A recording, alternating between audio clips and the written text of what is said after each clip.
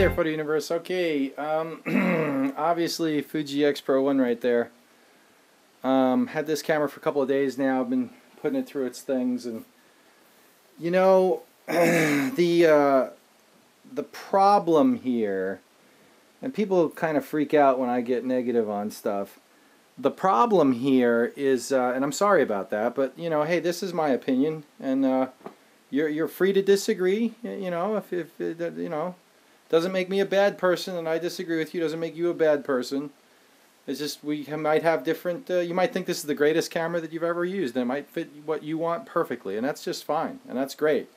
But you know what? For me, there's some issues here, and maybe my opinions might help somebody considering to buy one of these. That's what I'm after. So, okay. So, what's the problem? The main problem with this camera is that for the 35-1.4 lens, which you know, I'm all for that. That's a great focal length. Great choice on that. Okay, I wish Pentax had a DA 35-1.4 for their APS system. I'd buy that instantly. This is $2,400 US. Okay, and at $2,400 US for the body with this lens. At $1,200 US, you know, I'd be making a very different video. I'd be saying that this is a really cool camera, and it's got some quirks, but it's not. I would keep it. I would use it. I would enjoy it. At $2,400, not so much. The quirks. It's not at $2,400. It's not quirks. This camera's stupid. Okay, because it's stupidly expensive for what it is. And sorry, Fujifilm, but that's the problem here. Okay, and so that's my point. At $1,200, a lot of the things that I'm saying, I wouldn't, you know, I would be saying them, but I would be saying, oh, I can live with that. At $2,400, I can't live with it. They need to do a better job. Okay, so let's talk about the box it comes in. Beautiful box. Nice cardboard with a magnetic clasp. I mean, that's amazing. It's a box. I mean, you know, I throw that away, right? Well, not in this instance, because I got to put the camera back in it to send it back, get my money back. But yeah, I'd rather have a cheap box like Pentax gives you that I throw away, and a better camera than a beautiful box and a camera that has issues. Okay, the box isn't worth $1,000 extra. So, what are some of the issues? All right, first of all, the camera clicks a lot. The aperture opens and closes when you pan to a contrasty area. Turn it on, maybe you can hear it. You hear it clicking? I don't know whether you can hear that or not, but it's very light, it's very subtle, but it's annoying, and that's the aperture opening and closing. I've read on the forums, like Panasonic's GX1, the aperture opens and closes, but it doesn't make a clicking noise, like with the Leica 25-1.4. Now, I've heard that the Leica 25-1.4 on Olympus bodies clicks really bad, so it's something that obviously Panasonic figured out how to not have to be a problem, but whatever. Fuji didn't figure it out. And the clicking on the forums, some people it doesn't bother, and some people it annoys the heck out of. For $2,400, it annoys the heck out of me. For $1,200, it wouldn't bother me so much. I mean, really, that's what it comes down to. Okay?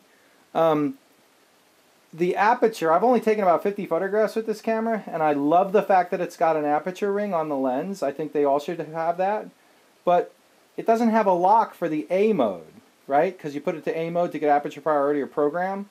There's a lock on the shutter speed dial, and ironically, the shutter speed dial is hard to turn inadvertently. I've already shot a bunch of pictures at f/16 when I thought I was in program, and I've only shot 50 pictures, so that's an oversight. I mean, when they first put automatic modes on aperture rings back in the 80s, 1980s, they all had locks. So this is something that they've known how to do for years. And Fuji, that's an oversight. So the lenses are 600 bucks a piece, $5.99. This is the 18. I have the 35 and the 18 f2. I love the fact that they're fast lenses. They're kind of light. They are metal, but they're kind of light, and it's focused by wire, and not so good. I mean, the rings, it feels good, but it not. But the focusing, the actual manual focusing of this is really kind of bad. I would never use it. It just, yeah. What happens is when you're manually focusing, it switches over to the hybrid electronic viewfinder, and the refresh rate on that viewfinder is terrible. For $2,400, for $1,000 it'd be fine. Nah, not really. It'd still be kind of bad at $1,000. But you see what I'm getting at here? Okay, so that's kind of the issues here. Some of the main ones right off the top of my head. The image quality is really good. The 18's not that great a lens. I'll tell you that right now. The 3514 is a great lens. That's a good lens. The 18 I'm not too impressed with. So if the 3514, okay, so let's talk about the lenses again. This is a $600 lens. Not really. You know, it feels more like you know, it's not a Pentax. It's definitely not a Leica lens. Okay, but here's the problem: the Pentax DA limited lenses are $600 now after the price increase, and these aren't like that. They're not that good. The Pentax lenses are like better. Is this a good lens for $400? Sure. Is this a bargain at $300? Yeah, absolutely. At $450, I wouldn't be complaining. I'd be saying, yeah, that's worth that. At $600, this lens seems about $150 overpriced to me. So does this one. It's just the feel and the implementation of the manual focusing. It doesn't feel like the Pentax DA limited lenses feel like professional tools, photographic tools. These feel like point-and-shoot lenses in comparison. And that's the problem. Okay? Same thing with the camera body. Okay, it's big and it's metal, but like, look at this. The SD card goes in the bottom with the battery like a point-and-shoot.